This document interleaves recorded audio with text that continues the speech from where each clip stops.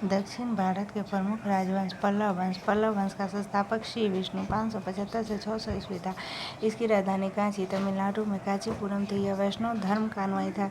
श्री विष्णु वैष्णव धर्म का अनुयायी था। श्री विष्णु ने अवनी सिंह की उपाधि धारण की थी। श्री विष्णु ने मामल्लपुरम में आदि वराह मंदिर का निर्माण कराया था। श्री विष्णु ने अवनी सिंह की उपाधि धारण की थी। श्री विष्णु ने मामल्लपुरम में आदि वराह मंदिर का निर्माण किया था। किरताप अर्जुनियम के लेखक भारवी श्री विष्णु के दरबार में रहते थे। पल्लव वंश के प्रमुख शासक हुए महेंद्र वर्मन प्रथम 600 से 630 ईस्वी, नरसिंह वर्मन प्रथम 630 से 668, महेंद्र वर्मन प्रथम 600 से 630 ईस्वी, नरसिंह वर्मन प्रथम 630 से 668 ईस्वी, महेंद्र वर्मन द्वितीय 668 से 670, परमेश्वर वर्मन प्रथम 670 से 700, नरसिंह वर्मन दू 700 से 728, नंदी वर्मन दू 730 से 800। महेंद्र वर्मन प्रथम ने मतविलास महेंद्र वर्मन प्रथम, विचित्रचित महेंद्र वर्मन प्रथम, गुणभाड़ चित्रकार पुली महेंद्र वर्मन प्रथम, महेंद्र वर्मन प्रथम, चित्रकारी एवं चैत्यकारी की उपाधियां महेंद्र वर्मन प्रथम। मतविलास प्रहसन की रचना महेंद्र वर्मन प्रथम ने की थी। महेंद्र वर्मन शुरू में जैन मतावलंबी था, परंतु बाद में तमिल तथा पाल के प्रभाव में आकर से बन गया। महाबलीपुरम के एकाश मंदिर, जिन्हें रथ कहा गया है, का निर्माण पल्लव राजा नरसिंह वर्मन प्रथम के द्वारा किया गया है। महाबलीपुरम के एकाश मंदिर का निर्माण नरसिंह वर्मन प्रथम के द्वारा कर गया है। रथ मंदिरों की संख्या 5 है। धर्मराज रथ, भीम रथ, अर्जुन रथ, नकुल सहदेव रथ और द्रौपदी रथ। रथ मंदिरों की संख्या कितनी है? 5 है। धर्मराज रथ, भीम रथ, अर्जुन रथ, नकुल सहदेव रथ, द्रौपदी रथ। रथ मंदिरों में सबसे छोटा द्रौपदी रथ है, जिसमें किसी प्रकार का अलंकरण नहीं मिलता। ये मंदिर एक ही ग्रेनाइट पत्थर को काटकर बनाए गए हैं। इनमें द्रविड़ शैली की झलक मिलती है। इन मंदिरों की दीवारों पर देवी देवता, मानव, पशु पक्षियों की सुंदर नक्काशी है। 1984 में महाबलीपुरम के ये रथ मंदिर यूनेस्को के विश्व धरोहर स्थल में शामिल हुआ। रथ मंदिर 1984 में यूनेस्को के विश्व धरोहर स्थल में शामिल हुआ। वतापी कुंड एवं महामल्ल की उपाधि नरसिंह वर्मन प्रथम ने धारण की थी। वतापी कुंड, नरसिंह वर्मन प्रथम, महामल्ल, नरसिंह वर्मन प्रथम के शासनकाल में चीनी यात्री हुएन त्सांग कांची आया था। परमेश्वर वर्मन प्रथम शैव मतानुयायी था। परमेश्वर प्रथम लोकादित्य, एक मल्ल, रणंजय, अत्यंत काम, उग्र, दंड, गुण भाजन आदि की उपाधियां धारण की थी। परमेश्वर वर्मन प्रथम ने लोकादित्य, परमेश्वर वर्मन प्रथम, एक मल्ल और रणंजय, परमेश्वर वर्मन प्रथम अत्यंत काम, परमेश्वर वर्मन प्रथम उग्र दंड, परमेश्वर वर्मन प्रथम गुण भाजन, परमेश्वर वर्मन प्रथम ने लोकादित्य, एक मल्ल, रणंजय, अत्यंत काम, उग्र दंड, गुण भाजन आदि की उपाधियां धारण की थी। परमेश्वर वर्मन प्रथम ने मामल्लपुरम में गणेश मंदिर का निर्माण कराया था। परमेश्वर वर्मन प्रथम विद्या प्रेमी भी था और उसने विद्या विनीत की उपाधि भी ली थी। विद्या विनीत, परमेश्वर वर्मन प्रथम, लोकादित्य, एक मल्ल, रणंजय, अत्यंत काम, उग्र दंड, गुण भाजन, विद्या विनीत। परमेश्वर वर्मन प्रथम। अरबों के आक्रमण के समय पल्लवों का शासक नरसिंह वर्मन दू था। नरसिंह वर्मन द्वितीय ने राज सिंह, राजाओं में सिंह, आगम प्रिय, शास्त्रों का प्रेमी एवं शंकर वस्तिक के उपासक की उपाधि धारण की थी। राज सिंह, राजाओं में सिंह, आगम प्रिय, शास्त्रों का प्रेमी, शंकर वस्तिक का उपासक की उपाधियां धारण की थी। किसने?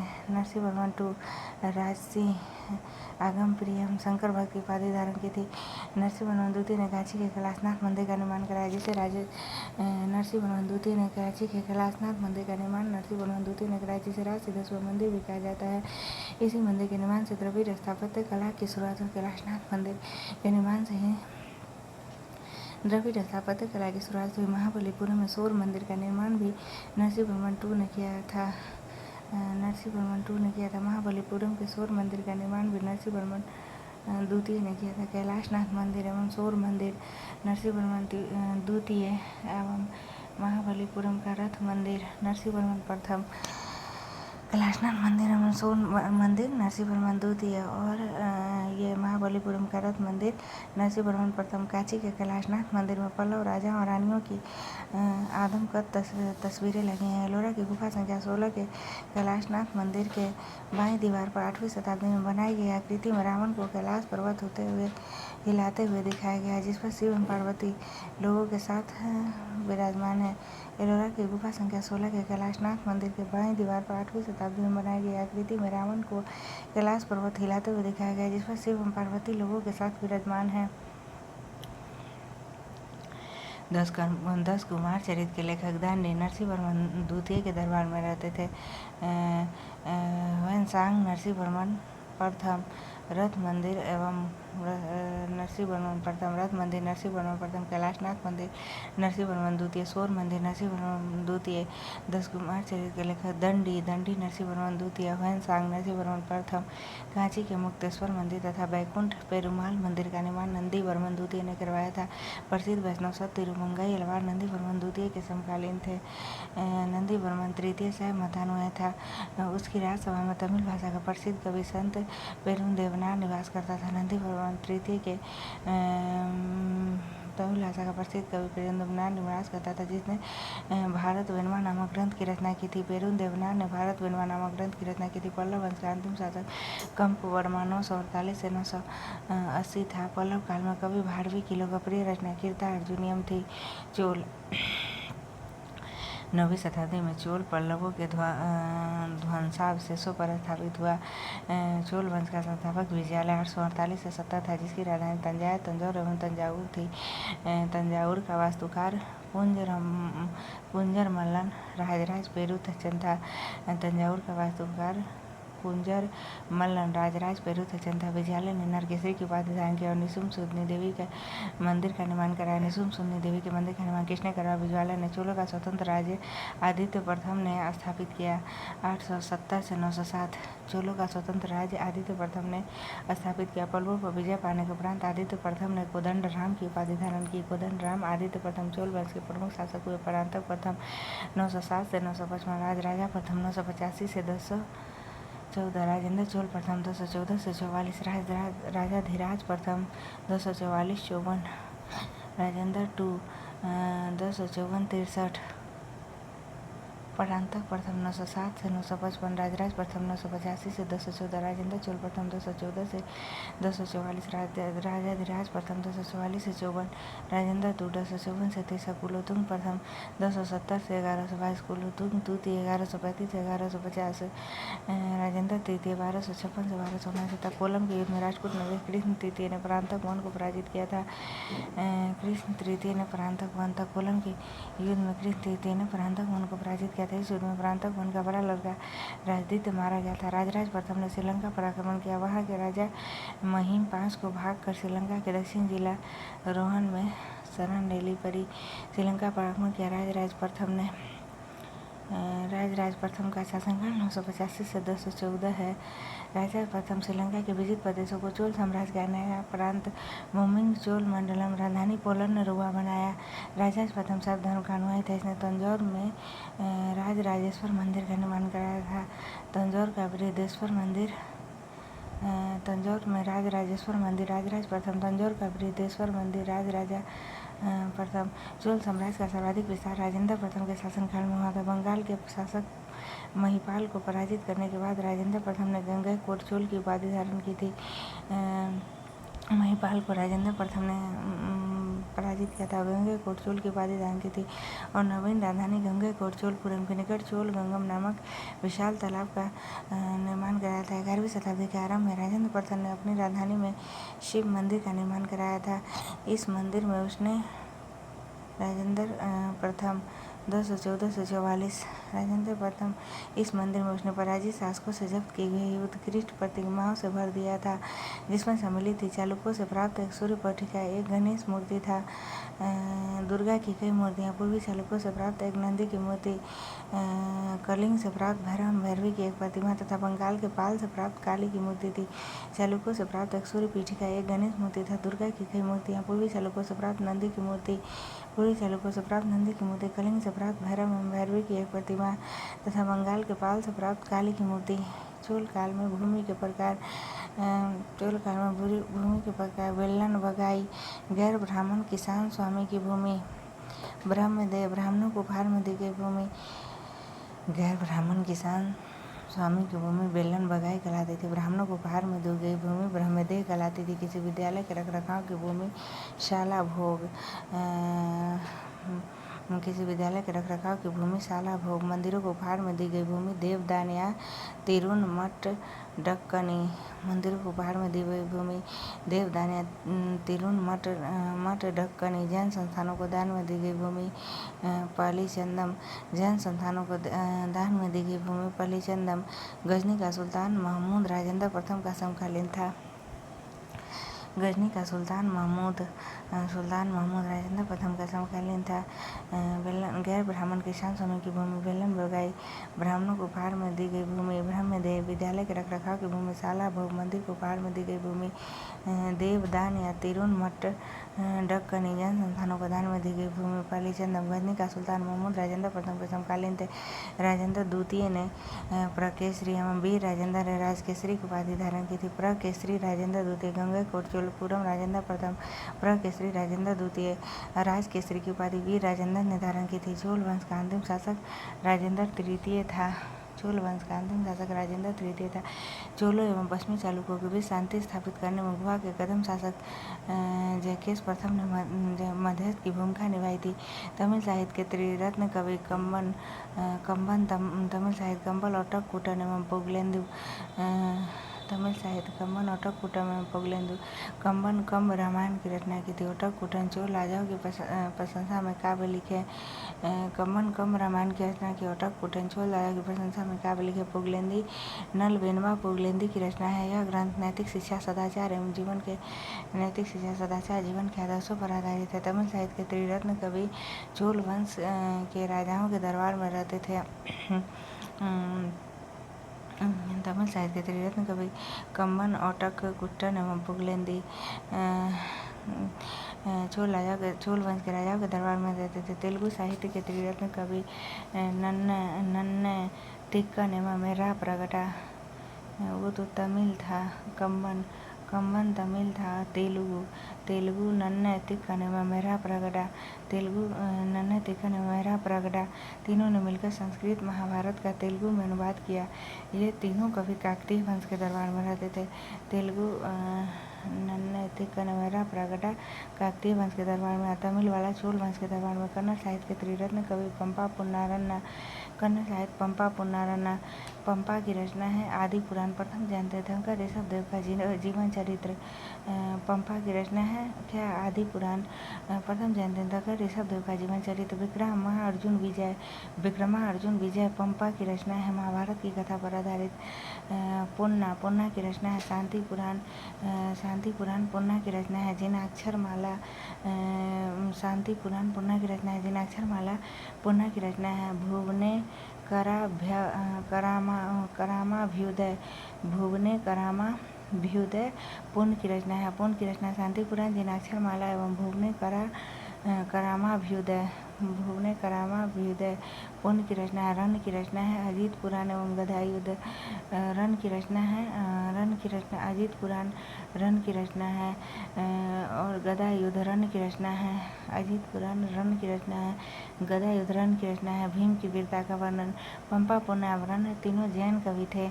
ये तीनों मुख्य रूप से पश्चिमी चालुक्य के दरबार में रहते थे, मतलब तमिल चोल वंश के दरबार में रहते थे, तेलुगु काकतीय वंश के दरबार में रहते थे और कन्नड़ पश्चिमी चालुक्य राजवंश के दरबार में रहते थे। विशेष रूप से महाकवि पंप राजा अरिसिंह द्वितीय 941 ईस्वी के दरबारी कवि थे। विक्रम चोल अकाल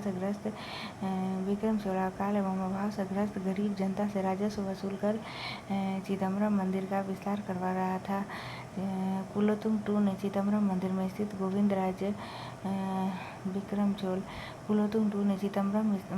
स्थित गोविंदराज विष्णु की मूर्ति को समुद्र में फेंकवा दिया था। कालांतर में वैष्णवाचार्य रामानुजाचार्य ने उक्त मूर्ति का पुनरुद्धार कराया, उसे तिरुपति के मंदिर में प्राण प्रतिष्ठित किया था। गोविंदराज विष्णु की मूर्ति चिदम्बरम मंदिर के गोविंदराज की प्रतिमा को कुलोत्तुंग ने फेंकवा दिया था। बाद में वैष्णवाचार्य रामानुजाचार्य ने उक्त मूर्ति का पुनरुद्धार किया और गोविंदराज विष्णु की प्रतिमा को तिरुपति के मंदिर में प्राण प्रतिष्ठित किया। कौन? रामानुजाचार्य। वैष्णवाचार्य। चोल प्रशासन में भाग लेने वाले उच्च अधिकारी को पेरेंद्रम एवं निम्न श्रेणी के पदाधिकारी को सेरुंद्रन कहा जाता था। लेखों में राजा को परामर्श देने वाले कुछ उच्च अधिकारियों के समूह को उडन कुट्टम कहा गया है। कुछ उच्च राजा को परामर्श देने वाले कुछ उच्च अधिकारियों के समूह को उलन कुट्टम कहा गया, जिसका अर्थ है सदा राजा के पास रहने वाला अधिकारी। सम्राट के निकट संपर्क में अधिकारियों का एक संगठित विभाग था, जिसे औले कहते थे। सम्राट के निकट संपर्क में अधिकारियों का एक संगठित विभाग था, जिसे औले कहते थे। संपूर्ण चोल साम्राज्य 6 मंडलमों या प्रांतों में विभक्त था। मंडलम कोट्टम में 6 मंडलमों या प्रांतों में विभक्त था। मंडलम कोट्टम कोट्टम नाडु में, नाडु कई कुरमों में विभक्त था। नाडु की स्थानीय सभा को नाटू, नगर की स्थानीय सभा को नगरतार कहा जाता था। नाडु की स्थानीय सभा को नाटू, नगर की स्थानीय सभा को नगरतार कहा जाता है। बेल्लाल जाति के धनी किसानों को केंद्रीय सरकार की देखरेख में बेल्लाल जाति के धनी किसानों को केंद्रीय सरकार की देखरेख में बेल्लाल जाति के धनी किसानों को केंद्रीय सरकार की देखरेख में नाडु के कामकाज में अच्छा खासा नियंत्रण हासिल था। बेल्लाल जाति के कोट्टम नाडु कई कुरमों में विभक्त था। नाडु की स्थानीय सभा को नाटू, नगर की स्थानीय सभा को नगरतार कहा जाता था। बेल्लाल जाति के धनी किसानों को केंद्रीय सरकार की देखरेख में नाडु के कामकाज में अच्छा खासा नियंत्रण हासिल था। उनमें से कई धनी भूस्वामी को चोल राजाओं के सम्मान के रूप में मुवेद वेलन, 3 राजाओं को अपनी सेवा प्रदान करने वाला वेलन या किसान, अरैयार, प्रधान जैसी उपाधियां दी। उन्हें केंद्र में महत्वपूर्ण राजकीय पद सौंपे। 3 राजाओं को अपनी सेवा प्रदान करने वाला वेलन या किसान, मुवेद वेलन, अरैयार, प्रधान जैसी उपाधियां दी। उन्हें केंद्र में महत्वपूर्ण राजकीय पद सौंपे। स्थानीय स्वशासन चोल प्रशासन की मुख्य विशेषता थी। ऊट सर्वसाधारण लोगों की समिति थी, जिसका कार्य होता था सार्वजनिक कल्याण के लिए तालाबों और बगीचों के निर्माण हेतु गाँव की भूमि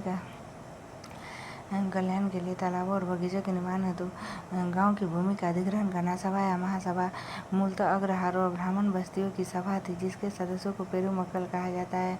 यह सभा बड़ियम नाम की समितियों के द्वारा अपने कार्य को संचालित करती थी। यह सभा की बैठक गाँव में मंदिर के निकट, वृक्ष के नीचे या तालाब के किनारे होती थी। व्यापारियों की सभा को नगरम कहते थे। चोल काल में भूमि कर उपज का 1/3 भाग हुआ करता था। गाँव में कार्य समिति की सदस्यता के लिए जो वेतनभोगी कर्मचारी रखे जाते थे, उन्हें मध्यस्थ कहते थे। वेतनभोगी विभाग की ओर से स्थानीय अधिकारियों का निरीक्षण और नियंत्रण करने के लिए केंद्रीय विभाग की ओर से स्थानीय अधिकारियों का निरीक्षण और नियंत्रण करने के लिए कानगानी नामक अधिकारी थे। उत्तर मेरूर अभिलेख के अनुसार सभा की सदस्यता के लिए इच्छुक लोगों को ऐसी भूमि का स्वामी होना चाहिए जहाँ से भू राजस्व वसूला जाता है। उनके पास अपना घर होना चाहिए।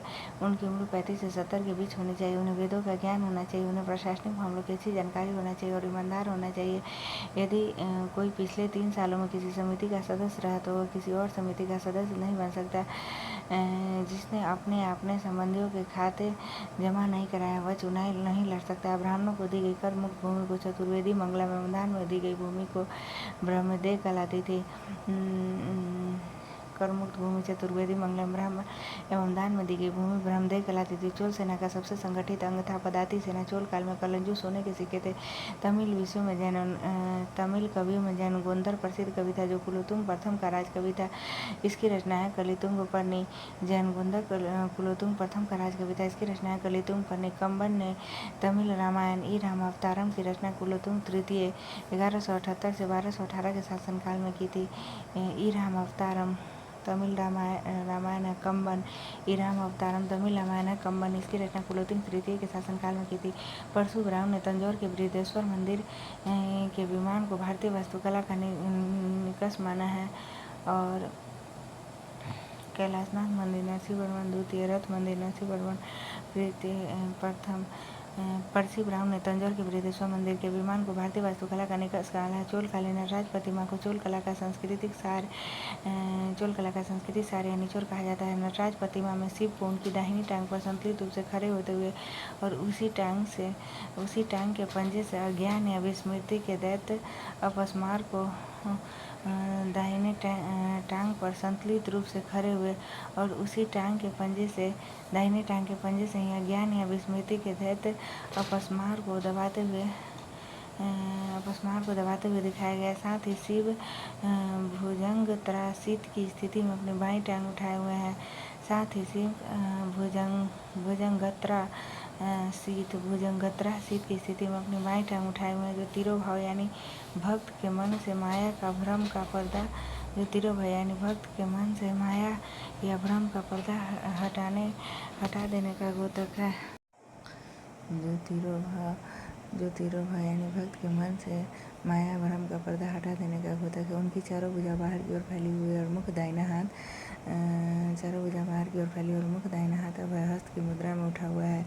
उनका ऊपरी दायां हाथ डमरू है जो उनका प्रिय वाद्य है।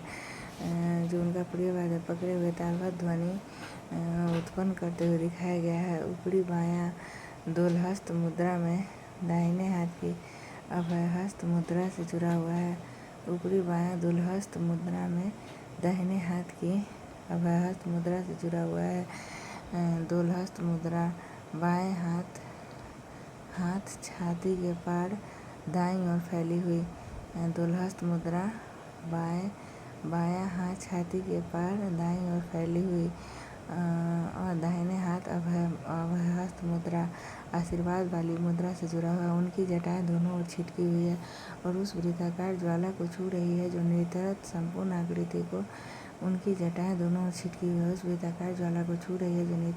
आकृति को घेरे हुए। शिव को भारत में नृत्य कला का अधिष्ठाता देवता भी माना जाता है। चोल कांस्य प्रतिमाएं संसार की सबसे उत्कृष्ट कांस्य प्रतिमाओं में गिनी जाती है। कांस्य प्रतिमा बनाने की कला के संरक्षक के रूप में संसार की सबसे उत्कृष्ट कांस्य प्रतिमाओं में गिनी जाती है। कांस्य प्रतिमा बनाने की कला के संरक्षक के रूप में चोल वंशीय विधवा महारानी सेम्बियान महादेवी का नाम विशेष रूप से उल्लेखनीय है। शैव संत ईशानसिक पंडित राजेंद्र प्रथम के गुरु थे। चोल काल 10वीं सदी का सबसे महत्वपूर्ण बंदरगाह कावेरी पट्टनम था। बहुत बड़ा गांव जो एक इकाई के रूप में शासित किया जाता था तनियर कहलाता था। उत्तर मेरू शिलालेख जो सभा संस्था का विस्तृत वर्णन उपस्थित करता है परांतक प्रथम के शासनकाल से संबंधित है। उत्तर मेरू शिलालेख परांतक प्रथम के शासनकाल से संबंधित है। चोलों की राजधानी कालक्रम के अनुसार थी उरैयूर, तंजौर, गंगैकोट, चोलपुरम एवं कांची। चोलों की राजधानी उरैयूर, तंजौर, गंगैकोट, चोलपुरम एवं कांची। चोल काल में सड़कों की देखभाल बगान समिति करती थी। चोल काल में आम वस्तुओं के आदान प्रदान का आधार धान था। चोल काल में विशाल व्यापारी समूह थे। वलंजिया, नानादेशी एवं मानेक रामम चोल राजवंश का प्रतीक बाघ था। विष्णु के उपासक अलवार एवं शिव के उपासक नैनार संत कहलाते थे। चोल राजवंश का प्रतीक क्या था? बाघ। चोल शासकों ने एक सशक्त नौसेना का निर्माण किया जिससे बंगाल की खाड़ी को चोल झील कहा जाने लगा।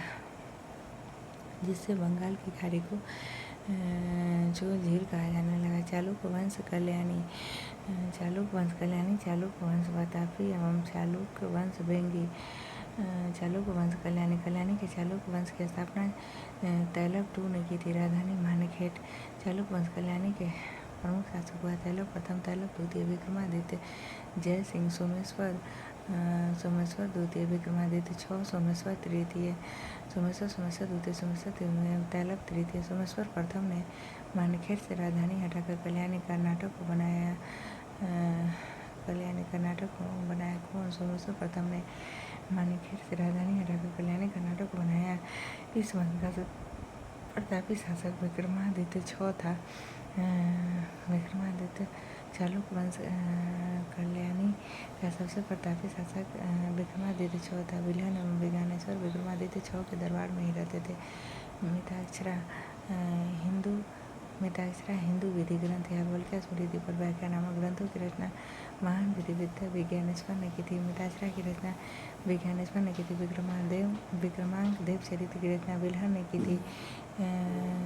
इसमें विक्रमादित्य 6 के जीवन पर प्रकाश डाला गया है। विक्रमांक देव चरित्र की रचना विल्हन ने की थी। इसमें विक्रमादित्य 6 के जीवन पर प्रकाश डाला गया है।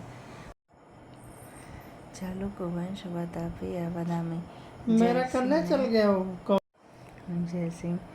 जयसिंह ने वातापी के चालुक्य वंश की स्थापना की जिसकी राजधानी वातापी बीजापुर के निकट थी। इस वंश के प्रमुख शासक थे चालुक्य वंश। वातापी बीजापुर के निकट थे। इस वंश के प्रमुख शासक थे पुलकेशिन प्रथम चालुक्य वंश वातापी का शासक था। कीर्तिवर्मन प्रथम चालुक्य वंश वातापी का शासक था। मंगलेश चालुक्य वंश वातापी का शासक था। पुलकेशिन प्रथम पुलकेशिन टू चालुक्य वंश वातापी का शासक था। विक्रमादित्य विनयादित्य एवं विजयादित्य चालुक्य वंश वातापी का शासक था। विक्रमादित्य विनयादित्य एवं विजयादित्य चालुक्य वंश वातापी का शासक था। इनमें सबसे प्रतापी राजा पुलकेशिन टू था। वातापी के चालुक्यों को सामंत स्थिति से स्वतंत्र स्थिति में लाने वाला पहला शासक पुलकेशिन प्रथम था। वातापी के चालुक्यों को सामंत स्थिति से स्वतंत्र स्थिति में लाने वाला पहला शासक पुलकेशिन प्रथम था। इसलिए इसे भी चालुक्य राजवंश वातापी का संस्थापक कहा जाता। पुलकेशिन प्रथम को भी चालुक्य राजवंश वातापी का संस्थापक कहा जाता था। 543-44 ईस्वी में पुलकेशिन प्रथम ने वातापी के निकटवर्ती पहाड़ों की किलेबंदी करके दुर्ग का रूप दिया। वातापी के निकटवर्ती पहाड़ी की किलेबंदी करके दुर्ग का रूप दिया पुलकेशिन प्रथम ने तथा अश्वमेध यज्ञ करके अपनी स्वतंत्रता की घोषणा की। पुलकेशिन प्रथम ने वातापी का निर्माण करता कीर्तिवर्मन प्रथम को माना जाता है। वातापी का निर्माण करता किसको माना जाता है? कीर्तिवर्मन प्रथम को माना जाता है। कीर्तिवर्मन प्रथम के द्वारा कोंकण विजय के फलस्वरूप गोवा का प्रमुख बंदरगाह चालुक्य साम्राज्य के अधीन आ गया। कीर्तिवर्मन प्रथम के द्वारा कोंकण विजय के फलस्वरूप गोवा का कीर्तिवर्मन प्रथम के द्वारा कोंकण विजय कौन किया था? कीर्तिवर्मन प्रथम के द्वारा कोंकण विजय के फलस्वरूप गोवा का प्रमुख बंदरगाह चालुक्य साम्राज्य वातापी के अधीन आ गया। गोवा उन दोनों रेवती द्वीप के नाम से प्रसिद्ध था। रेवती द्वीप महाकूट स्तंभ लेख से प्रमाणित होता है कि पुलकेशिन टू बहु सुवर्ण एवं अग्निष्टम यज्ञ संपन्न कराया था। महाकूट स्तंभ लेख से कि पुलकेशिन टू बहु सुवर्ण एवं अग्निष्टम यज्ञ संपन्न कराया था। जिनेंद्र के मेघती मंदिर का निर्माण पुलकेशिन टू ने कराया था। पुलकेशिन टू ने हर्षवर्धन को हराकर दक्षिणा पथेश्वर दक्षिण के स्वामी की उपाधि धारण की थी। उसने परमेश्वर की उपाधि भी धारण की थी। दक्षिणा पथेश्वर एवं परमेश्वर पुलकेशिन टू ने दक्षिणा पथेश्वर एवं परमेश्वर की उपाधि भी धारण की थी। पुलकेशिन टू ने ईरान के शाह खुसरो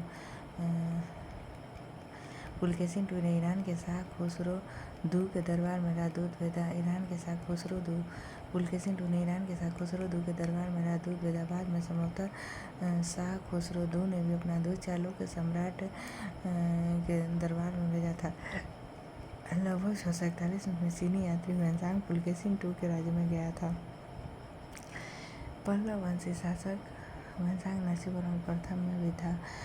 दंडी नरसिंहवर्मन द्वितीय में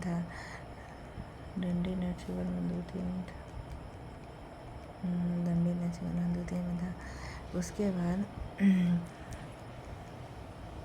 पल्लव वंशी शासक नरसिंहवर्मन प्रथम ने पुलकेशिन टू को लगभग 642 ईस्वी में परास्त किया और उसकी राजधानी बदामी पर अधिकार कर लिया। संभवतः इसी युद्ध में पुलकेशिन टू मारा गया। इसी विजय के बाद नरसिंहवर्मन प्रथम ने वातापी कुंड की उपाधि धारण की थी। नरसिंहवर्मन प्रथम ने पुलकेशिन टू को हराया और वातापी कुंड की उपाधि धारण की थी। 642 ईस्वी में ओहोल अभिलेख का संबंध पुलकेशिन टू से है। लेखक रवि कीर्ति अजंता के गुहा चित्र में फारसी दूत मंडल को स्वागत करते हुए पुलकेशिन टू को दिखाया गया। मालवा को जीतने के बाद विनयादित्य ने सकलोत्तर पद्मनाथ की उपाधि धारण की थी। विक्रमादित्य टू के शासनकाल में ही दक्कन में अरबों ने आक्रमण किया। इस आक्रमण का मुकाबला विक्रमादित्य के भतीजा पुलकेशी ने किया। इस अभियान की सफलता पर विक्रमादित्य ने पुलकेशी को अब निजाश्रय की उपाधि प्रदान की। विक्रमादित्य शासनकाल में दक्कन में अरबों का आक्रमण किस चालुक्य शासक के समय हुआ था? विक्रमादित्य द्वितीय के शासनकाल में। विक्रमादित्य द्वितीय की प्रथम पत्नी लोक महादेवी ने पट्टदकल में विरूपाक्ष महादेव मंदिर एवं उसकी दूसरी पत्नी त्रैलोक्य देवी ने त्रैलोकेश्वर मंदिर का निर्माण कराया था। लोक महादेवी ने पट्टदकल में विरूपाक्ष महादेव मंदिर, उसकी दूसरी पत्नी त्रैलोक्य देवी ने त्रैलोकेश्वर मंदिर का निर्माण कराया। चालुक्य वंश वातापी वंश का अंतिम राजा कीर्तिवर्मन द्वितीय था। इसे इसके सामान दंती दुर्ग ने परास्त करके कि चालुक्य वंश प्रतापी का राजा कीर्तिवर्मन द्वितीय था। इसे इसके सामंत दंती दुर्ग ने परास्त कर एक नए वंश राष्ट्रकूट वंश की स्थापना की। होल को मंदिरों का शहर कहा जाता है। चालुक्य वंश बेंगी के चालुक्य वंश का संस्थापक विष्णुवर्धन था। इसकी राजधानी बेंगी आंध्र प्रदेश थी। इस वंश का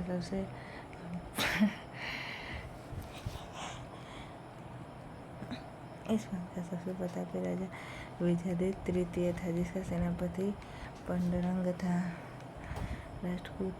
राष्ट्रकूट राजवंश का संस्थापक दंती दुर्ग 752 ईस्वी था। शुरुआत में वे कर्नाटक के चालुक्य राजाओं के अधीन थे। इसकी राजधानी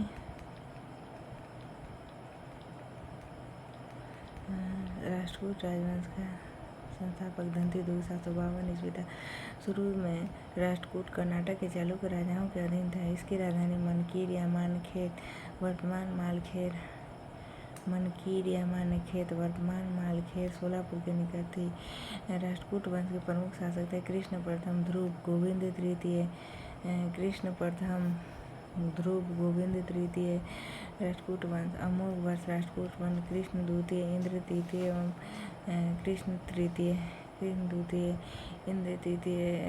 कृष्ण तृतीय राष्ट्रकूट वंश के शासक थे। एलोरा के कैलाश मंदिर का निर्माण कृष्ण प्रथम ने करवाया था। कृष्ण प्रथम ध्रुव गोविंद तृतीय अमोघ वर्ष कृष्ण द्वितीय इंद्र तृतीय कृष्ण। एलोरा के प्रसिद्ध कैलाश मंदिर का निर्माण कृष्ण प्रथम ने करवाया था। एलोरा का कैलाश मंदिर कृष्ण प्रथम ध्रुव राष्ट्रकूट वंश का पहला शासक था, जिसने कन्नौज पर अधिकार करने हुए त्रिपक्षीय संघर्ष में भाग लिया और प्रतिहार नरेश वत्सराज पाल नरेश धर्मपाल को पराजित किया। ध्रुव को धारावर्ष भी कहा जाता था। गोविंद तृतीय ने त्रिपक्षीय संघर्ष में भाग लेकर पाल प्रतिहार एवं राष्ट्रकूट के बीच हुआ था। राष्ट्रकूट से ध्रुव था।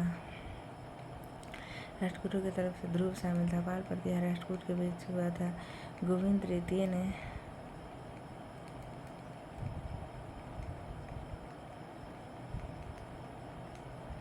पाल प्रतिहार एवं राष्ट्रकूट कन्नौज पर अधिकार के लिए लड़ रहे थे। प्रतिहार नरेश वत्सराज एवं पाल नरेश धर्मपाल को पराजित किया था। ध्रुव ने पाल शासक धर्मपाल एवं प्रतिहार नरेश वत्सराज को पराजित किया था। ध्रुव ने गोविंद तृतीय ने त्रिपक्षीय संघर्ष में भाग लेकर चक्रा युद्ध में उसके संरक्षक धर्मपाल तथा प्रतिहार वंश के शासक धर्मपाल तथा प्रतिहार वंश के शासक नागभूत टू को पराजित किया था। पल्लव पांडव केरल व गंग शासकों के संघ को गोविंद तृतीय ने नष्ट किया था। पल्लव पांडव केरल एवं गंग शासकों के संघ को गोविंद तृतीय ने नष्ट किया था। अमोघ वर्ष जैन धर्म का अनुयायी था। अमोघ वर्ष ने कन्नड़ में कवि राजमार्ग की रचना की। आदि पुराण एवं त्रिषष्ठी लक्षण महापुराण के रचनाकार जीनसेन आदि पुराण त्रिषष्ठी लक्षण जीनसेन गणितासार संग्रह के लेखक महावीराचार्य एवं अमोघ रीति के लेखक सक्तायन अमोघ वर्ष के दरबार में रहते थे। गणितासार संग्रह के लेखक महावीराचार्य एवं आदि पुराण व त्रिषष्ठी लक्षण पुराण के रचनाकार जीनसेन गणितासार संग्रह के लेखक महावीराचार्य अमोघ रीति के लेखक सक्तायन अमोघ वर्ष के दरबार में रहते थे। अमोघ वर्ष ने तुंगभद्रा नदी में जल समाधि लेकर अपने जीवन का अंत किया। इंद्र तृतीय के शासनकाल में अरब निवासी अल मसूदी भारत आया था। उसने तत्कालीन राष्ट्रकूट शासकों को भारत का इंद्र तृतीय के शासनकाल में अल मसूदी भारत आया था। उसने तत्कालीन राष्ट्रकूट शासकों को भारत का सर्वश्रेष्ठ शासक कहा था। राष्ट्रकूट वंश का अंतिम महान शासक कृष्ण तृतीय था। राष्ट्रकूट वंश का अंतिम महान शासक कृष्ण तृतीय था। इसी के दरबार में कन्नड़ भाषा के कवि पोन रहते थे, जिन्होंने शांति पुराण की रचना की। पोन कृष्ण तृतीय के दरबार में रहते थे। कल्याणी के चालुक्य तैलपटू ने 973 ईस्वी में कर्क को हराकर राष्ट्रकूट राज्य पर अपना अधिकार कर लिया। कल्याणी के चालुक्य तैलपटू ने 973 ईस्वी में कर्क को हराकर राष्ट्रकूट राज्य पर अपना अधिकार कर लिया और कल्याणी के चालुक्य वंश की नींव डाली। एलोरा एवं एलिफेंटा महाराष्ट्र गुहा मंदिरों का निर्माण एलोरा एवं एलिफेंटा महाराष्ट्र। गुहा मंदिर का निर्माण राष्ट्रकूटों के समय हुआ। एलोरा में 34 शैलकृत गुफा है। एलोरा में 34 शैलकृत गुफा है। इनमें से 1 से 12 तक बौद्ध, 13 से 29 तक हिंदू एवं 30 से 34 तक जैनों की गुफाएं हैं। 1 से 12 तक बौद्ध, 13 से 29 तक हिंदू एवं 30 से 34 तक जैनों की गुफा। बौद्ध गुफा में सबसे प्रसिद्ध विश्वकर्मा गुफा संख्या 10 है। इसमें एक चैत्य है। यहाँ पर 2 मंजिली एवं 3 मंजिली गुफाएं भी हैं, जिन्हें 2 थल तथा 3 थल नाम दिया गया है। एलोरा की गुफा 15 में विष्णु को नरसिंह अर्थात पुरुष सिंह के एलोरा की गुफा 15 में विष्णु को नरसिंह अर्थात पुरुष सिंह के रूप में दिखलाया गया है। एलोरा गुफा का सर्वप्रथम उल्लेख फ्रांसीसी यात्री थेविनेट ने 17वीं शताब्दी में किया था। एलोरा गुफा का सर्वप्रथम उल्लेख फ्रांसीसी यात्री थेविनेट ने 17वीं शताब्दी में किया था। राष्ट्रकूट शैव वैष्णव शाक्त संप्रदाय के साथ साथ जैन धर्म के पूर्वी उपासक थे। राष्ट्रकूट शैव वैष्णव शाक्त संप्रदायों के साथ साथ जैन धर्म के भी उपासक थे। राष्ट्रकूटों ने अपने राज्यों में मुसलमान व्यापारियों को बसने तथा इस्लाम के प्रचार की स्वीकृति दी थी। यादव वंश देवगिरी के यादव वंश की स्थापना भिलम पंचम ने की थी। इसकी राजधानी देवगिरी थी। इस वंश का सबसे प्रतापी राजा सिंधन 1210 से 46 था। इस वंश का अंतिम स्वतंत्र शासक रामचंद्र था, जिसने अलाउद्दीन के सेनापति मलिक कफूर के सामने आत्मसमर्पण किया था। यादव वंश का अंतिम शासक रामचंद्र था। संगीत शास्त्री सारंग देव राजा सिंधन के दरबार में यादव वंश के राजा सिंधन के दरबार में रहते थे, जो यादव वंश का सबसे प्रतापी राजा था। और सारंग देव राजा सिंधन के दरबारी थे, जिन्होंने संगीत रत्नाकर नामक ग्रंथ की रचना की। संगीत रत्नाकर नामक ग्रंथ की रचना सारंग ने की थी। होयसल वंश होयसल कल्याणी के चालुक्यों के सामंत थे। होयसल राजवंश की स्थापना विष्णुवर्धन 1108 से 1152 ने की थी। ये होयसल राजवंश के सबसे महान राजा थे। होयसल वंश यादव वंश की एक शाखा थी, जिसने कर्नाटक एवं तमिलनाडु के कुछ हिस्सों पर लगभग 317 वर्षों तक शासन किया। होयसल वंश का अंतिम शासक वीरबल्लाल तृतीय था, जिसे मलिक कफूर ने हराया था। वीरबल्लाल तृतीय उधर रामचंद्र को मलिक कफूर ने हराया था यादव वंश के, और इधर होयसल वंश के वीरबल्लाल तृतीय को मलिक कफूर ने हराया था। होयसल वंश के प्रारंभ में राजधानी बेलूर थी, जिसे बाद में द्वार समुद्र समेत आधुनिक हलेबीड स्थानांतरित कर दिया गया। होयसल मंदिरों के बारे में मुख्य तथ्य: बेलूर में चेना केशव मंदिर, हलेबीड में होयसलेश्वर मंदिर और सोमनाथपुर का केशव मंदिर। बेलूर में चेना केशव मंदिर का निर्माण राजा विष्णुवर्धन ने 1116 ईस्वी में चोलों पर अपनी विजय के उपलक्ष्य में कराया था। बेलूर में चेना केशव मंदिर का निर्माण विष्णुवर्धन ने 1116 ईस्वी में चोलों पर विजय के उपलक्ष्य में करवाया था। बेलूर यागाची नदी के तट पर स्थित है। यह एक तारे के आकार का मंदिर है। चेना केशव मंदिर बेलूर यागाची नदी के तट पर स्थित है। बेलूर का चेना केशव मंदिर तारे के आकार का मंदिर है, जो भगवान विष्णु के समर्पित है। राजा विष्णुवर्धन प्रारंभ में जैन थे, लेकिन बाद में संत रामानुजाचार्य के प्रभाव में वैष्णव धर्म में परिवर्तित हो गए। उसके बाद हलेबीड में होयसलेश्वर मंदिर, 2 मंदिरों वाला यह मंदिर संभवतः होयसल द्वारा निर्मित सबसे बड़ा शिव मंदिर है। हलेबीड में होयसलेश्वर मंदिर कहाँ स्थित है? हलेबीड में 2 मंदिरों वाला मंदिर है, और यह होयसलों का सबसे बड़ा मंदिर है। सोमनाथपुर का केशव मंदिर, बेलूर में चेना केशव मंदिर विष्णुवर्धन है, वो सोमनाथपुर में भी केशव मंदिर है। सोमनाथपुर का केशव मंदिर एक सुंदर त्रिकुटा मंदिर है, जो भगवान कृष्ण के तीनों रूपों जनार्दन, केशव एवं वेणुगोपाल को समर्पित है। इसमें केशव की मूर्ति गायब है। केशव एवं वेणुगोपाल को समर्पित है। जनार्दन, केशव, वेणुगोपाल, इसमें केशव की मूर्ति गायब है। ये तीनों होयसल मंदिर भारतीय पुरातत्व सर्वेक्षण के संरक्षित स्मारक है।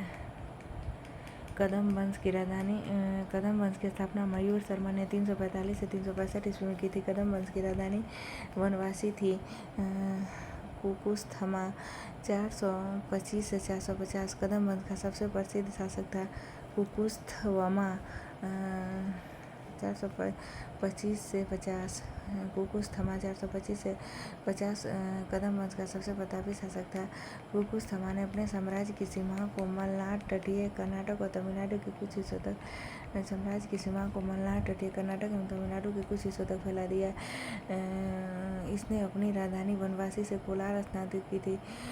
कुकुस्थमा ने अपनी राजधानी को बनवासी से कोलार स्थानांतरित की थी। कुकुस्थमा के दरबारी कवि दुर्विनीत कुकुस्थवर्मा के दरबारी कवि दुर्विनीत ने अपनी जीवनी कुकुस्थवर्मा चरित के नाम से लिखी। दुर्विनीत ने कुकुस्थवर्मा चरित की रचना दुर्विनीत ने की थी। कदम राज्य को विषय नामक प्रशासनिक इकाइयों में विभाजित किया गया था, जिसका प्रधान विषयपति या राज्यपाल होता था। विषय के नीचे नगर इकाइयां और ग्राम थे। ग्राम का प्रधान ग्रामपति होता था। प्रत्येक नगर में एक नगरिका या मुखिया होता था। कदम साम्राज्य मूलतः चावल की खेती पर आधारित कृषि अर्थव्यवस्था वाला राज था। इस अवधि के दौरान कॉफी एवं मिर्च की खेती भी विकसित हुई थी। कदम वंश के शासनकाल के दौरान कॉफी एवं मिर्च की खेती भी विकसित हुई थी। कदम शासकों ने कन्नड़ और संस्कृत साहित्य दोनों के विकास को बढ़ावा दिया।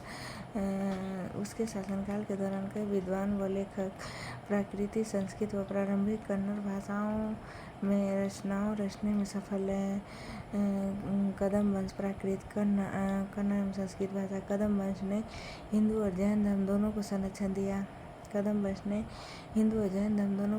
दिया। कोलार, श्रवणबेलगोला, हलेबीड में प्रसिद्ध जैन मंदिर कदम वंश के शासनकाल में बनाए गए थे। जैन मंदिर कोलार में, श्रवणबेलगोला में और हलेबीड में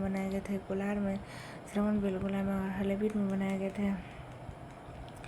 कदम वंश ने 345 से 525 तक कर्नाटक एवं कोंकण के बड़े हिस्से पर शासन किया। कुकुस्थवर्मा द्वितीय की मृत्यु के साथ ही कदम वंश का पतन हो गया। 345 से 525। गंग वंश भारत के दो प्रमुख राजवंशों का नाम है। पश्चिमी गंग वंश कर्नाटक एवं पूर्वी गंग वंश भारत के दो प्रमुख राजवंशों का नाम है। पश्चिमी गंग वंश कर्नाटक एवं पूर्वी गंग वंश उड़ीसा या कलिंग। पश्चिमी गंग वंश 250 से 1000। पश्चिमी गंग वंश कर्नाटक 250 से 1004 ईस्वी। पश्चिमी गंग वंश का शासन क्षेत्र प्राचीन कर्नाटक था। पश्चिमी गंग वंश प्राचीन कर्नाटक था। मुख्य रूप से मैसूर और गंगवाड़ी। राजधानी प्रारंभ में कुबलाल या कोलार, बाद में तलकाडू कावेरी नदी के तट पर हो गई थी। संस्थापक कोंगनी वर्मन। पश्चिमी गंग वंश का संस्थापक कौन था? तो कोंगनी वर्मन। पश्चिमी गंग वंश का संस्थापक कोंगनी वर्मन था। दत्तक सूत्र पर टीका लिखने वाला गंग शासक माधव प्रथम था। पश्चिमी गंग वंश के अधिकांश लोग जैन धर्म के अनुयायी थे, लेकिन कुछ लोगों ने ब्राह्मणवादी हिंदू धर्म को भी प्रश्रय दिया था। कर्नाटक राज्य के श्रवणबेलगोला नगर में विंध्यगिरि पहाड़ी पर स्थित गुप्तेश्वर मंदिर का निर्माण 983 ईस्वी के आसपास पश्चिमी गंग वंश के मंत्री चामुंड राय ने करवाई थी। यहाँ हर 12 साल में महामस्तकाभिषेक नामक उत्सव मनाया जाता है। ये गुप्तेश्वर की प्रतिमा में 12 साल में महामस्तकाभिषेक नामक उत्सव मनाया जाता है, जिसमें मूर्ति को दूध, केसर, घी एवं शहद से स्नान कराया जाता है। चोलों के आक्रमण के बाद 1004 ईस्वी में पश्चिमी गंग वंश का पतन हो गया। 250 से 1004 ईस्वी में चला था और चोलों के आक्रमण के बाद 1004 ईस्वी में पश्चिमी गंग वंश का पतन हो गया था। पूर्वी गंग वंश 1028 से 1434-35। पूर्वी गंग वंश 1028 से 1434-35।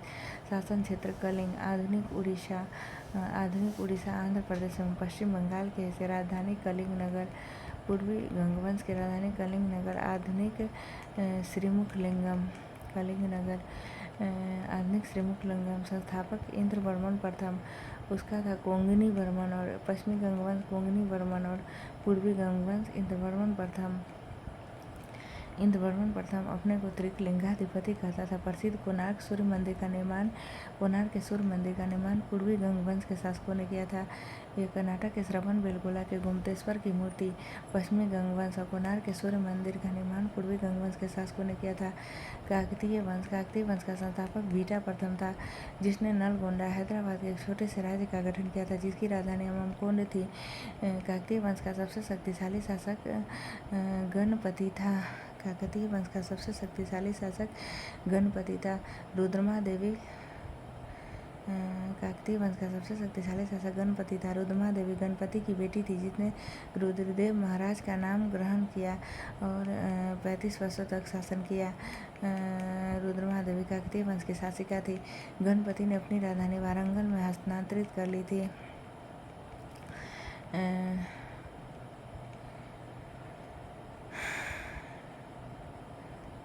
गणपति ने अपनी राजधानी वारंगल में स्थापित कर ली थी।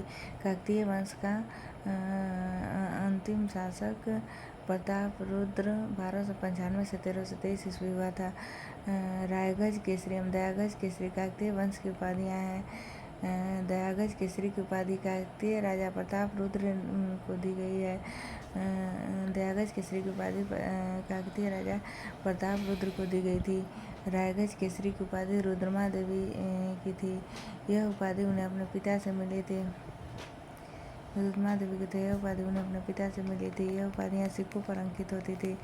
दयागज केसरी प्रताप रुद्र को और रायगज केसरी रुद्रमा देवी को दयागज केसरी प्रताप रुद्र को रायगज केसरी रुद्रमा देवी को। सीमावर्ती राजवंशों का अभ्युदय। पाल वंश का संस्थापक गोपाल 750 ईस्वी था। पाल वंश की राजधानी मुंगेर थी। पाल शासक बौद्ध धर्म के विशेषकर महायान परंपरा के अनुयायी थे। गोपाल ओदंतपुरी विश्वविद्यालय की स्थापना की थी। पाल शासक गोपाल ने ओदंतपुरी विश्वविद्यालय की स्थापना की थी। पाल वंश का सबसे महान शासक धर्मपाल था, जिसने विक्रमशिला विश्वविद्यालय की स्थापना की थी। कन्नौज के लिए त्रिपक्षीय संघर्ष में पाल वंश गुर्जर प्रतिहार वंश एवं राष्ट्रकूट वंश के बीच हुआ था। पाल वंश में धर्मपाल, गुर्जर प्रतिहार वंश में वत्सराज एवं राष्ट्रकूट वंश में ध्रुव था। इसमें पाल वंश की ओर से सर्वप्रथम धर्मपाल शामिल हुआ था। 11वीं सदी के गुजराती कवि सोडठल ने धर्मपाल को उत्तरापस्वामी की उपाधि से संबोधित किया था। उत्तरापस्वामी धर्मपाल। सोमपुर महाविहार का निर्माण धर्मपाल ने करवाया था। उदंतपुरी बिहार के प्रसिद्ध बौद्ध मठ का निर्माण देवपाल ने कराया था। उदंतपुरी विश्वविद्यालय गोपाल, लेकिन उदंतपुरी मठ का निर्माण देवपाल। उदंतपुरी विश्वविद्यालय गोपाल, लेकिन उदंतपुरी मठ का निर्माण देवपाल ने कराया था। जावा के शैलेंद्र वंशी शासक बालपुत्र देव के अनुरोध पर देवपाल ने उसे नालंदा में बौद्ध पढ़ाने के लिए 5 गांव दान में देते थे। गौरी रीति नामक साहित्यिक विधा का विकास पाल शासकों के समय हुआ था। सेन वंश की स्थापना सामंत सेन ने 11वीं सदी के अंत में राढ़ में की थी। सेन वंश की राजधानी नदिया या लखनौती थी। सेन वंश के प्रमुख शासक विजय सेन, बल्लाल सेन एवं लक्ष्मण सेन थे। सेन वंश का प्रथम स्वतंत्र शासक विजय सेन था, जो शैव धर्म का अनुयायी था। दान सागर एवं अद्भुत सागर नामक ग्रंथ की रचना सेन शासक बल्लाल सेन ने की थी। दान सागर बल्लाल सेन, अद्भुत सागर बल्लाल सेन। अद्भुत सागर को लक्ष्मण सेन ने पूर्ण रूप दिया था। लक्ष्मण सेन की राजसभा में गीत गोविंद के लेखक जयदेव। लक्ष्मण सेन के राजसभा में गीत गोविंद के लेखक जयदेव, पवन दूत के लेखक धोई एवं ब्राह्मण सर्वस्व के लेखक हलायुध रहते थे।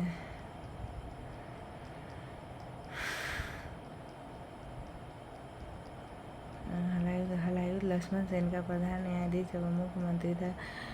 हलायुध लक्ष्मण सेन का प्रधान न्यायाधीश एवं मुख्यमंत्री था। विजय सेन ने देवपाड़ा में प्रद्युम्नेश्वर मंदिर, शिव की विशाल मंदिर की स्थापना की थी। देवपाड़ा में प्रद्युम्नेश्वर मंदिर, शिव की विशाल मंदिर की स्थापना की थी। विजय सेन ने सेन राजवंश प्रथम राजवंश था, जिसने अपना अभिलेख सर्वप्रथम हिंदी में उत्कीर्ण करवाया था।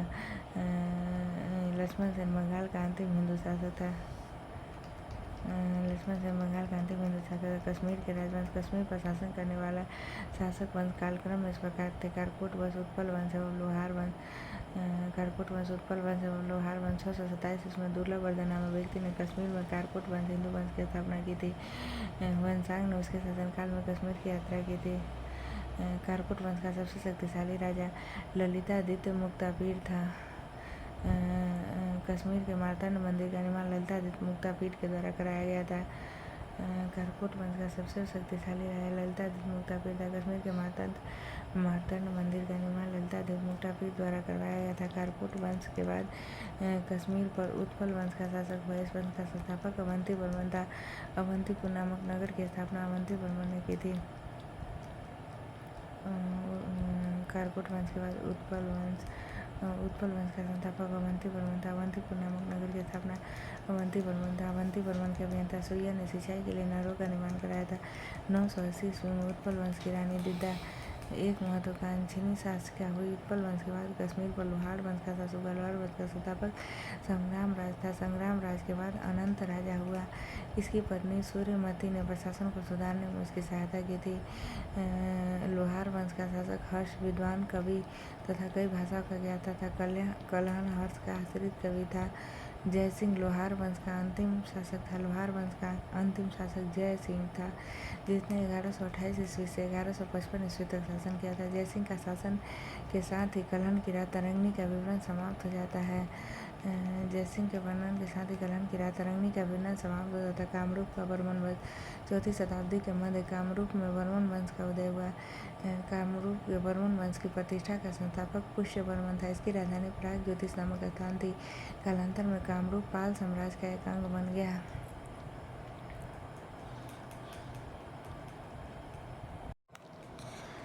राजपूत राजवंशों की उत्पत्ति।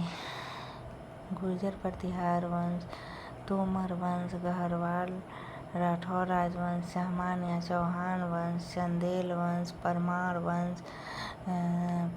वंश सब राजपूत राजवंश थे। गुर्जर प्रतिहार वंश मालवा का शासक नागभट्ट प्रथम गुर्जर प्रतिहार वंश का संस्थापक था। नागभट्ट II को राष्ट्रकूट सम्राट गोविंद तृतीय ने हराया था। प्रतिहार वंश का सर्वाधिक शक्तिशाली व प्रतापी राजा मिहिर भोज था। पाल शासक धर्मपाल को हराया।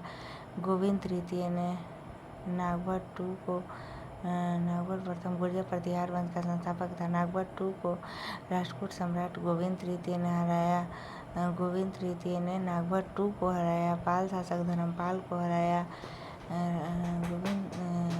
गोविंद तृतीय ने गुर्जर प्रतिहार वंश के शासक नागभट्ट II को हराया। पाल शासक धर्मपाल को हराया। गोविंद तृतीय ने प्रतिहार वंश का सबसे शक्तिशाली व प्रतापी राजा मिहिर भोज था। प्रतिहार वंश का सबसे शक्तिशाली प्रतापी राजा मिहिर भोज था। मिहिर भोज ने अपनी राजधानी कन्नौज में बनाई थी। वो विष्णु भक्त था। उसने विष्णु के सम्मान में आदि वराह की उपाधि धारण की थी। मिहिर भोज ने आदि वराह की उपाधि धारण की थी। राजशेखर प्रतिहार शासक महेंद्र पाल के दरबार में रहते थे। राजशेखर प्रतिहार शासक महेंद्र पाल के दरबार में रहते थे। गुर्जर प्रतिहार वंश का अंतिम राजा यशपाल था। गुर्जर प्रतिहार वंश का अंतिम राजा कौन था? यशपाल 236 ईस्वी तक। प्रतिहारों की राजधानी क्रमशः भीनमाल, उज्जैन एवं कन्नौज रही। अरब यात्री सुलेमान प्रतिहार राजा वत्स राज के शासनकाल में भारत आया था, जिसे वत्स राज को ध्रुव हराया था। अरब यात्री सुलेमान प्रतिहार राजा वत्स राज के शासनकाल में भारत आया था। तोमर वंश ने 8वीं से 12वीं शताब्दी के बीच वर्तमान दिल्ली, हरियाणा, उत्तर प्रदेश, मध्य प्रदेश और राजस्थान के कुछ हिस्सों में पर शासन किया। राजा अनंगपाल तोमर प्रथम को तोमर वंश का संस्थापक एवं दिल्ली का प्रथम शासक माना जाता है। अनंगपाल तोमर प्रथम ने दिल्ली प्राचीन नाम दिहिल्का की स्थापना की। अनंगपाल तोमर द्वितीय ने दिल्ली को सुदृढ़ किया और लाल कोट का निर्माण कराया। 12वीं शताब्दी में चौहान शासक पृथ्वीराज चौहान ने दिल्ली पर अधिकार कर लिया। गहरवाल या राठौर राजवंश गहरवाल वंश का संस्थापक चंद्रदेव था। इसकी राजधानी वाराणसी थी। गहरवाल वंश का सर्वाधिक शक्तिशाली राजा गोविंद चंद्र था। गहरवाल वंश का सर्वाधिक शक्तिशाली राजा गोविंद चंद्र था। गोविंद चंद्र का मंत्री लक्ष्मीधर शास्त्रों का प्रकांड पंडित है, जिसे लक्ष्मीधर शास्त्रों का प्रकांड पंडित था। लक्ष्मीधर ने कृत्य कल्पतरु नामक ग्रंथ लिखा था। गोविंद चंद की एक रानी कुमार देवी ने सारनाथ में धर्मचक्र गोविंद चंद की एक रानी कुमार देवी ने सारनाथ में धर्मचक्र जिन विहार बनाई थी। पृथ्वीराज तृतीय ने स्वयंवर से जयचंद की पुत्री संयुक्ता का अपहरण कर लिया था। गहरवाल वंश का अंतिम शासक जयचंद था, जिसे गोरी ने 1194 ईस्वी में चंदावर के युद्ध में मार डाला। चौहान वंश एवं यह चौहान वंश का संस्थापक वसुदेव था। इस वंश की प्रारंभिक राजधानी अहिंसा थी। बाद में हजाराज द्वितीय ने अजमेर नगर की स्थापना की, उसे अपनी राजधानी बनाया। चौहान वंश का संस्थापक वसुदेव था। इस वंश की प्रारंभिक राजधानी अहिंसा थी। बाद में हजाराज द्वितीय ने अजमेर नगर की स्थापना बनाया, उसे अपना राजधानी बनाया। चौहान वंश का सबसे शक्तिशाली शासक अर्णोराज के पुत्र विग्रहराज चतुर्थ विशलदेव 1153 से 1163 हुआ। विग्रहराज चतुर्थ विशलदेव ने हरिकेली नामक संस्कृत नाटक की रचना की। विग्रहराज चतुर्थ विशलदेव चौहान वंश के सबसे शक्तिशाली शासक हुए। सोमदेव विग्रहराज चतुर्थ के राजकवि थे। इन्होंने ललित विग्रहराज नामक नाटक लिखी थी। 2.5 दिन का जोपड़ा नामक वजी शुरू में विग्रहराज चतुर्थ द्वारा निर्मित एक विद्यालय था। पृथ्वीराज तृतीय चौहान वंश का अंतिम शासक था। चंद्रवदेव पृथ्वीराज तृतीय का राजकवि था, जिसकी रचना पृथ्वीराज द्वारा है। रणथंभौर के जैन मंदिर का निर्माण पृथ्वीराज तृतीय ने बनवाया था। नारायण का प्रथम युद्ध 1191 ईस्वी में था, जिसमें पृथ्वीराज तृतीय की विजय एवं गौड़ी की हार हुई। नारायण का द्वितीय युद्ध 1192 ईस्वी में हुआ था, जिसमें गौड़ी की विजय एवं पृथ्वीराज तृतीय की हार हुई। तराइन के प्रथम युद्ध में पृथ्वीराज तृतीय की विजय हुई थी और तराइन के द्वितीय युद्ध में पृथ्वीराज तृतीय की हार हुई थी और गौड़ी का विजय हुआ था। परमार वंश का संस्थापक उपेंद्र राज था। परमार वंश की राजधानी धारा नगरी थी। परमार वंश की प्राचीन राजधानी उज्जैन थी। परमार वंश का सर्वाधिक शक्तिशाली शासक राजा भोज था। राजा भोज ने भोपाल के दक्षिण में भोजपुर नामक झील का निर्माण कराया था।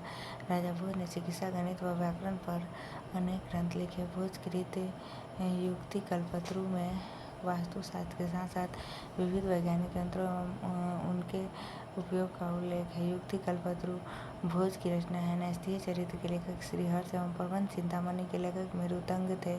नवशाह संगक के रचयिता पद्मगुप्त एवं दशरूपक के रचयिता धनंजय, धनिक हलायुध एवं अमित गिति जैसे विद्वान वाक्यपति मुंज के दरबार में रहते थे। नवशाह संगक चरित्र के रचयिता पद्मगुप्त, दशरूपक के रचयिता धनंजय, धनिक हलायुध अमित गति जैसे विद्वान वाक्यपति मुंज के दरबार में रहते थे। कविराज की उपाधि से विभूषित शासक था। राजा भोज ने अपनी राजधानी में सरस्वती मंदिर का निर्माण कराया था। इस मंदिर के परिसर में संस्कृत विद्यालय भी खोला गया था। राजा भोज के शासनकाल में धारा नगरी विद्या एवं विद्वानों का प्रमुख केंद्र थी। राजा भोज ने चित्तौड़ में त्रिभुवन नारायण मंदिर का निर्माण कराया था। चित्तौड़ में त्रिभुवन नारायण मंदिर का निर्माण राजा भोज ने करवाया था। भोजपुर नगर की स्थापना राजा भोज ने की थी। परमार वंश के बाद तोमर वंश का, उसके बाद चौहान वंश का और अंततः 1297 ईस्वी में अलाउद्दीन खिलजी के सेनापति नसरत खां उलुग खां ने मालवा पर अधिकार कर लिया। परमार वंश के बाद तोमर वंश का, तोमर वंश के बाद परमार, तोमर, चहमान, परमार वंश के बाद तोमर वंश का, तोमर वंश के बाद चहमान वंश का। अंत 1297 में अलाउद्दीन खिलजी के सेनापति ने नसरत खां उलुग खां ने मालवा पर अधिकार कर लिया। चंदेल वंश प्रतिहार साम्राज्य के पतन के बाद बुंदेलखंड की भूमि पर चंदेल वंश का स्वतंत्र राजनीतिक इतिहास प्रारंभ हुआ। बुंदेलखंड का प्राचीन नाम जोजाक बुगदी था। चंदेल वंश का संस्थापक नन्नुक 831 ईस्वी था। चंदेल वंश की राजधानी खजुराहो थी। प्रारंभ में इसकी राजधानी कलिंजर या महाबवा थी। राजा धंग ने अपनी राजधानी कलिंजर से खजुराहो में स्थानांतरित की थी। कलिंजर से खजुराहो किस चंदेल शासक ने अपनी राजधानी स्थानांतरित की थी? तो राजा धंग ने। चंदेल वंश का प्रथम स्वतंत्र एवं सबसे प्रतापी राजा यशोवर्मन था। यशोवर्मन ने सबसे स्वतंत्र एवं प्रतापी राजा प्रथम स्वतंत्र एवं प्रतापी राजा यशोवर्मन था। यशोवर्मन ने कन्नौज पर आक्रमण कर प्रतिहार राजा देवपाल को हराया तथा उसने एक विष्णु की प्रतिमा प्राप्त की, जिसे उसने खजुराहो के विष्णु मंदिर में स्थापित की। चंदेल वंश के शासक यशोवर्मन ने 954 ईस्वी में लक्ष्मण मंदिर का निर्माण कराया था। इस मंदिर की योजना पंचायतन किस्म की है। चंदेल शासक यशोवर्मन ने 954 ईस्वी में लक्ष्मण मंदिर का निर्माण किसने करवाया था? तो चंदेल शासक यशोवर्मन ने। कब? तो 954 ईस्वी में। लक्ष्मण मंदिर की योजना पंचायतन किस्म की है। एक अर्ध मंडप, एक मंडप, एक महामंडप, अर्ध मंडप, मंडप, महामंडप और विमान सहित गर्भगृह है। हर हिस्से की अपनी अलग छत है जो पीछे की ओर उठी हुई है। गर्भगृह की बाहरी दीवारें और प्रदक्षिणा पथ की बाहरी एवं भीतरी दीवारें गर्भगृह की बाहरी दीवारें प्रदक्षिणा पथ की बाहरी एवं भीतरी दीवारें प्रतिमाओं से सजी हुई है। बाहरी दीवारें अनेक देवी देवताओं की प्रतिमाओं तथा बाहरी दीवारें अनेक देवी देवताओं की प्रतिमा तथा कामोद्दीप आकृतियों से सुसज्जित है। खजुराहो के मंदिर अपनी कामुक प्रतिमाओं के लिए प्रसिद्ध है।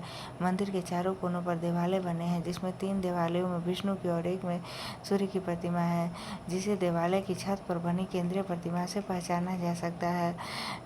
धंग ने जिननाथ, विश्वनाथ एवं वैद्यनाथ मंदिर का निर्माण कराया था। जिननाथ, विश्वनाथ एवं वैद्यनाथ मंदिर का निर्माण राजा धंग ने करवाया था। कंदरिया महादेव मंदिर का निर्माण धंगदेव द्वारा 999 ईस्वी में किया गया था। जिननाथ, विश्वनाथ एवं वैद्यनाथ मंदिर का निर्माण राजा धंग। कंदरिया महादेव मंदिर का निर्माण राजा धंग ने गंगा यमुना के संगम में शिव की आराधना करते हुए अपने शरीर का त्याग किया। चंदेल शासक विद्याधर ने कन्नौज के प्रतिहार शासक राज्यपाल की हत्या कर दी, क्योंकि उसने महमूद गजनी के आक्रमण का सामना किए बिना ही आत्मसमर्पण कर दिया था। किस चंदेल शासक ने कन्नौज के प्रतिहार शासक राज्यपाल की हत्या कर दी? तो विद्याधर ने कन्नौज के प्रतिहार शासक राज्यपाल की हत्या कर दी, क्योंकि उसने महमूद गजनी के आक्रमण का सामना किए बिना ही आत्मसमर्पण कर दिया था। कौन? कन्नौज के प्रतिहार शासक राज्यपाल ने। विद्याधर ही अकेला ऐसा भारतीय नरेश था जिसने महमूद गजनी की महत्वाकांक्षाओं का सफलतापूर्वक प्रतिरोध किया। चंदेल शासक कीर्तिवर्मन की राज्यसभा में रहने वाले कृष्ण मिश्र ने प्रबोध चंद्रोदय की रचना की। प्रबोध चंद्रोदय कृष्ण मिश्र जो कीर्तिवर्मन के दरबार में रहते थे, चंदेल शासक कीर्तिवर्मन के दरबार में रहते थे। कृष्ण मिश्र ने महोबा के समीप कीर्ति सागर नामक जलाशय का निर्माण कराया था। ये कीर्तिवर्मन चंदेल शासक कीर्तिवर्मन ने महोबा के समीप कीर्ति सागर नामक जलाशय का निर्माण कराया था। अल्लाह उदल नामक 2 सेनानायक परवर्ती देव के दरबार में रहते थे, जिन्होंने पृथ्वीराज चौहान के साथ युद्ध करते हुए अपनी जान गंवाई थी। चंदेल वंश का अंतिम शासक परमर्दी देव ने 1202 ईस्वी में कुतुबुद्दीन ऐबक की अधीनता स्वीकार कर ली थी, पर उसके मंत्री अजय देव ने इस पर परमर्दी देव के मंत्री अजय देव ने उसकी हत्या कर दी थी। सोलंकी वंश अथवा गुजरात के चालुक्य शासक सोलंकी वंश का संस्थापक मूलराज प्रथम था। इसकी राजधानी अनिलवाड़ थी। मूलराज प्रथम शैव धर्म का अनुयायी था। भीम प्रथम के शासनकाल में महमूद गजनी ने सोमनाथ के मंदिर पर आक्रमण किया था। महमूद गजनी ने सोमनाथ में मंदिर का आक्रमण किया। उस समय शासक कौन था? तो सोलंकी शासक भीम प्रथम था। भीम प्रथम के सामंत विमल ने आबू पर्वत पर दिलवारा का प्रसिद्ध जैन मंदिर का निर्माण कराया। सोलंकी वंश का प्रथम शक्तिशाली शासक जयसिंह सिद्धराज था। प्रसिद्ध जैन विद्वान हेमचंद जयसिंह सिद्धराज के दरबार में रहता था। माउंट आबू पर्वत राजस्थान पर एक मंडप बनाकर जयसिंह सिद्धराज ने अपने 7 पूर्वजों की गजारोही मूर्तियों की स्थापना की थी। मोढेरा में सूर्य मंदिर का निर्माण सोलंकी राजाओं के शासनकाल में हुआ। सिद्धपुर में रुद्र महाकाल के मंदिर का निर्माण जयसिंह सिद्धराज ने किया था। सोलंकी शासक कुमारपाल जैन मतानुयायी था। वह जैन धर्म के अंतिम राजकीय प्रवर्तक के रूप में प्रसिद्ध है। सोलंकी वंश का अंतिम शासक भीम द्वितीय था। भीम द्वितीय के एक सामंत लवण प्रसाद ने गुजरात में बघेल वंश की स्थापना की। सोलंकी वंश का अंतिम शासक कौन था? तो भीम द्वितीय था। भीम द्वितीय के एक सामंत लवण प्रसाद ने गुजरात में बघेल वंश की स्थापना की। गुजरात में बघेल वंश की स्थापना लवण प्रसाद ने की थी। बघेल वंश का कर्ण टू गुजरात का अंतिम हिंदू शासक था। इसने अलाउद्दीन खिलजी की सेनाओं का मुकाबला किया था। गुजरात का अंतिम हिंदू शासक कौन था? कर्ण टू, जो बघेल वंश का था। और इसने अलाउद्दीन खिलजी की सेना के मुकाबलों का कर्ण टू ने अलाउद्दीन खिलजी की सेना का मुकाबला किया था। कलचुरी या चेदी राजवंश, कलचुरी वंश का संस्थापक कोक्कल था। इसकी राजधानी त्रिपुरी थी। कलचुरी वंश का एक शक्तिशाली शासक गांगेय था, जिसने विक्रमादित्य की उपाधि धारण की। पूर्व मध्यकाल में स्वर्ण सिक्कों के विलुप्त हो जाने के पश्चात कलचुरी या चेदी शासकों ने सर्वप्रथम इसे प्रारंभ कराया था। कलचुरी वंश का सबसे महान शासक कर्णदेव था, जिसने कलिंग पर विजय प्राप्त की थी और त्रिकलिंगाधिपति की उपाधि धारण की थी। कलिंग पर विजय प्राप्त करने वाला कलचुरी वंश का शासक कौन था? तो कर्णदेव था। कलिंग पर विजय प्राप्त करने वाला कलचुरी वंश का शासक कर्णदेव था। और त्रिकलिंगाधिपति की उपाधि किसने धारण की थी? तो कर्णदेव ने। प्रसिद्ध कवि राजशेखर कलचुरी के दरबार में रहते थे। महेंद्रपाल के दरबार में रहने वाले राजशेखर दोनों एक ही व्यक्ति थे।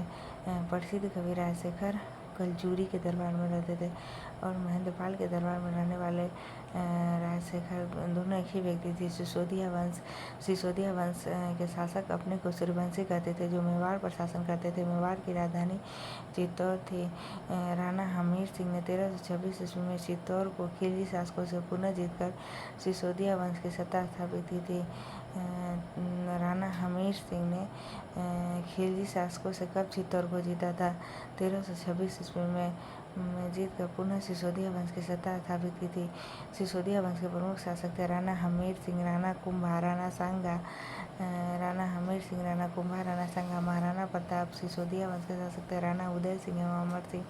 राणा हमीर सिंह, राणा कुंभा, राणा सांगा, महाराणा प्रताप, राणा उदय सिंह, अमर सिंह आदि सिसोदिया वंश की कुल देवी बाण माता पांडु माता मानी जाती है। अपनी विजय के उपलक्ष्य में विजय स्तंभ का निर्माण राणा कुंभा, सिसोदिया वंश के राणा कुंभा ने चित्तौड़ में कराया था। खतौली का युद्ध 1518 में राणा सांगा एवं इब्राहिम लोदी के बीच लड़ा गया था। खतौली का युद्ध 1518 ईस्वी में राणा सांगा एवं इब्राहिम लोदी के बीच लड़ा गया था।